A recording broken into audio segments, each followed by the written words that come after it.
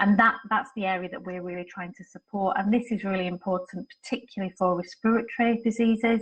So if somebody lives with asthma or COPD, and there are literally thousands, and I mean thousands, of digital health solutions available for all of these different areas. The problem isn't, is there a solution? The problem is there a good solution? And that's what we're trying to help direct people to. So are there any applications that you come across that help with encouraging exercise and keeping good mental health in this Absolutely. situation? So the areas that, in fact, one of the things that we've done is we have created a free to use resource, an app library specifically for COVID.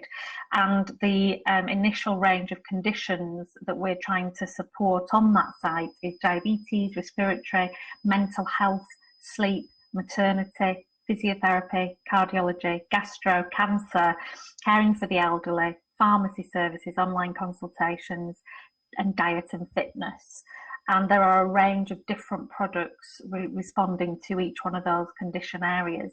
And the reason I can't give you the best solution for diet and fitness or the best solution for diabetes is because it depends on the person that's trying to find that solution. So I've shared with you that I'm type 1 diabetic, but I've been diabetic for quite a long time. I'm also an adult. Now, if a child needs a solution, they're going to need something different to the one that I need, particularly if they're newly diagnosed.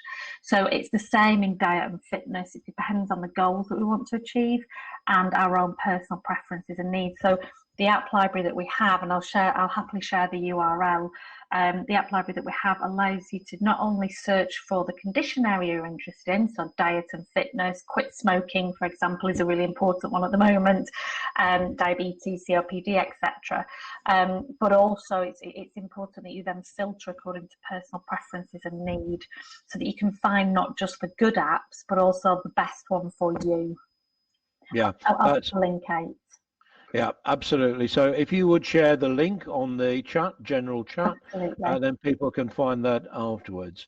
I want to move to Xavier next, because Xavier is CEO, or no, he was International Development Manager for a company called SimforHealth. So you're involved in serious games and gamification. Yes, we so are. just tell us a little bit about the application that the applications that you are developing and how relevant they might be. Well, thank you very much, David. Yes, as you said, we are very much involved into training and education for healthcare professional, digital training and education, and we've created a platform called MedicActive, where HCPs, where doctors, where trainers, symptom their own training solution. That means that we kind of usually give them access to a large library of resources. They can pick up an avatar, they can pick up an environment that can be the doctor's office, some office in the hospital, or the patient's house. And from there, with the templates that we provide, create his own training scenario that will transform into a 2D, a screen-based kind of gameplay for virtual patient consultation. So that's the usual way of working of the platform. This filtering tool enables institutions to create their own materials. The creation of this and the hosting on our database on our platform is free, and usually the sharing, that means displaying of the contents to the students or learners, is made on a subscription-based model. Okay. When the COVID broke up in France, well, both we're a little bit time-based in France, and we're like 1 week ahead of where you stand in England.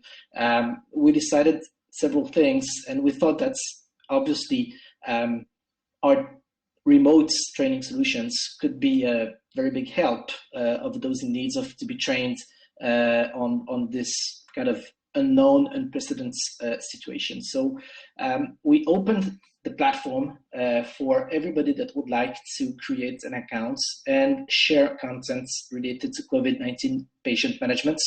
So that means that we've waived all the tariffs, and all the subscription for anybody that wants to create an account and share the knowledge.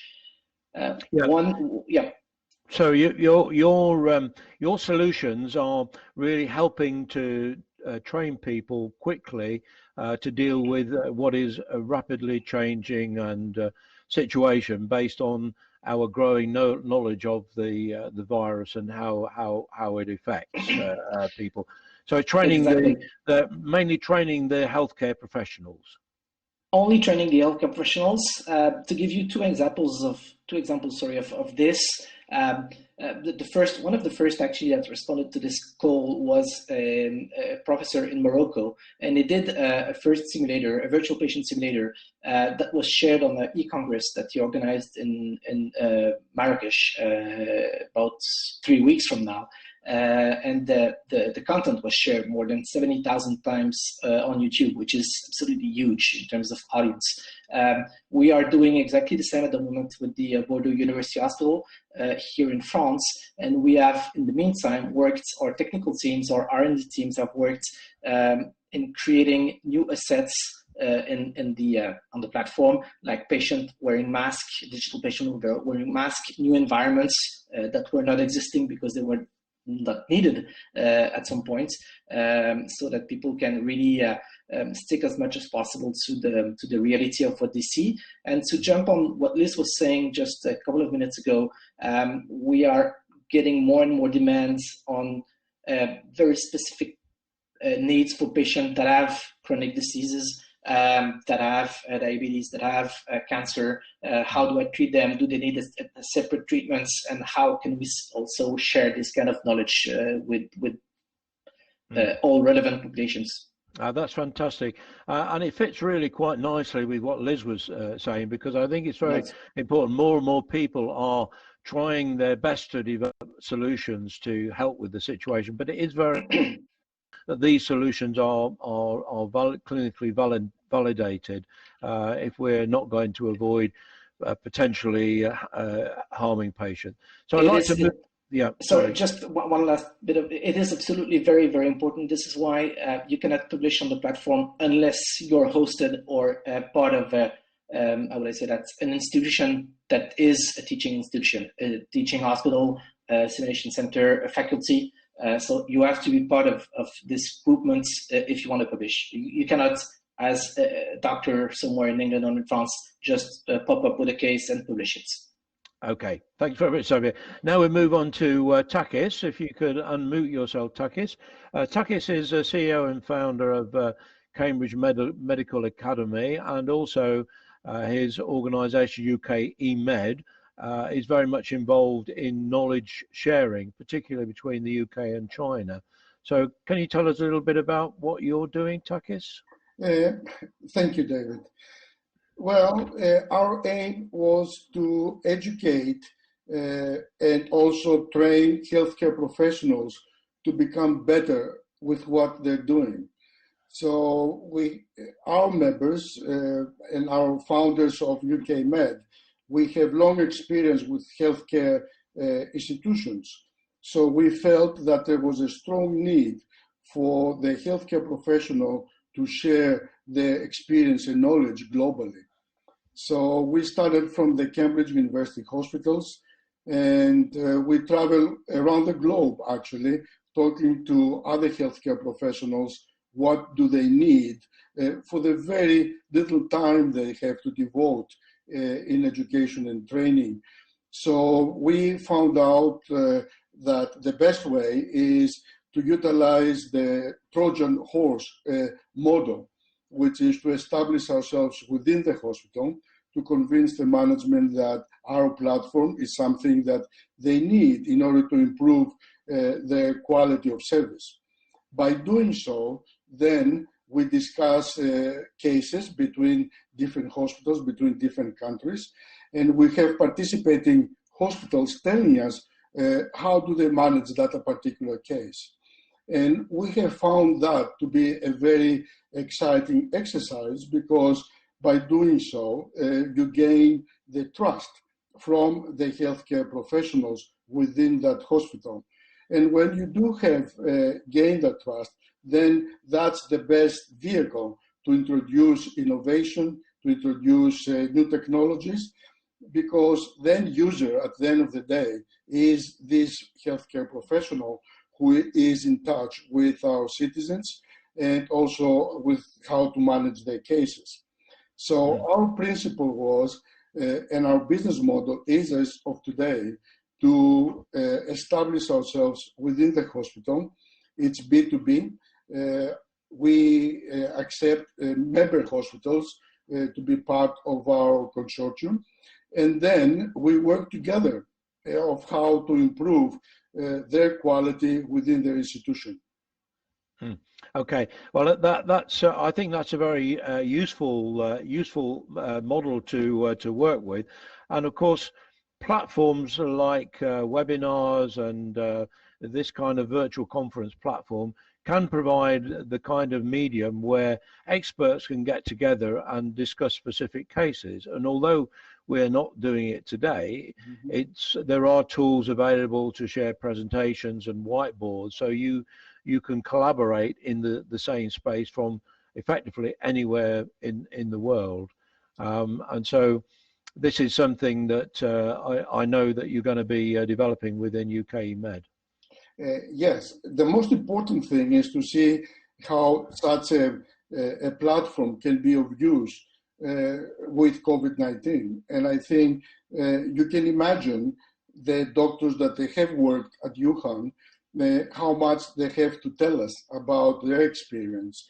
And what is really the best way to tell their story than doctors from, especially ICU and respiratory doctors from Europe, but also from the United States and countries that they really look for assistance to get together and discuss particular cases. And we believe that when you have a crisis like this, it's so little time to introduce new devices or to introduce new innovative products.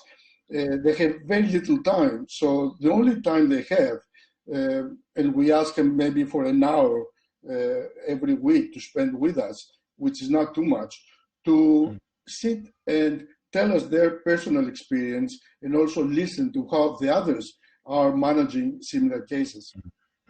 Yeah, I think you've touched on a very important point there. It's to do with resources in a very demanding situation where it's not just the clinician's time that's extremely valuable, it's also, in many cases, the capital equipment that they've got. So if you take, for example, an MRI scanner, you want that MRI scanner to be operating 24 hours a day.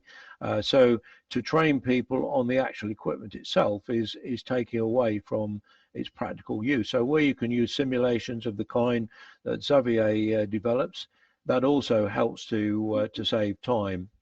I'm going to now ask the audience if they've got any questions that they would like to come onto the stage and ask the panelists with. You can click on your raise your hand icon, and I will just look to see if your hand's raised, and I'll bring you up onto the stage to ask your question.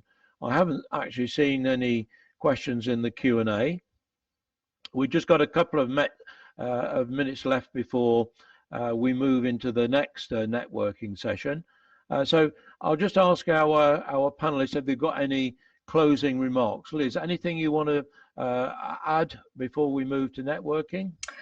No, really just to say we're really open to working collaboratively with anybody who's interested in this area. Just reach out if you want to catch up. I was just David, I think that there might be a question in yes, Q&A. There is I just saw that question.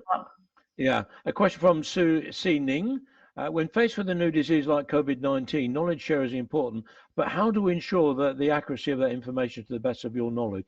This is right up your street, Liz. It is, absolutely. So so we review and approve products on behalf of, in this country, the NHS, but we also do that for ministries of health across the globe, predominantly across Europe and the Middle East, but we are working now across Australia and Queensland. How can you know that the information is accurate? Everything that we do, we list on the app library. So when you go to the site that I've sent the URL through to, it doesn't just give you a breakdown of the review, it also links you directly to things like the clinical evidence that sit behind it. So you can immediately find the fact-based information. And that is a key part of our review process. It is all binary and fact-based. There's a lot of detail behind the review process, which I could probably take easily an hour to try and describe. But for the person asking that question, if they want me to send, it's quite a detailed document about the review process, very happy to do so. Lovely, thank you. Thank you, panelists, for your session. We're spot on time, scheduled time for completion of this session. Please take the opportunity as a delegate to sit at the same table as Liz or Xavier and Takis and talk to them if you want to ask any questions directly. So you've got 5 minutes to network before we go into the final panel session. Thanks very much, guys.